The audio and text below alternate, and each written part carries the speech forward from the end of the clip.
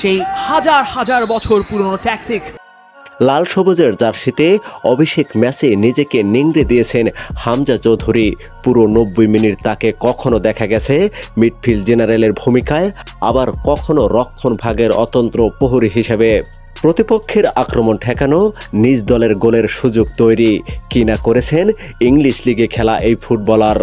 এক কথায় গতকাল এশিয়ান কাপের বাছাইয়ে ভারতের বিপক্ষে ম্যাচের পুরোটা সময় রাজত্ব করেছেন হামজা চৌধুরী।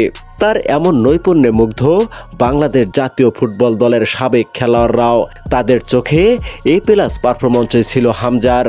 সাবেক অধিনায়ক বিপ্লব ভট্টাচার্য তো বলেই দিলেন, হামজা মাঠে থাকাতেই বাংলাদেশ দলের চেহারা পাল্টে গেছে।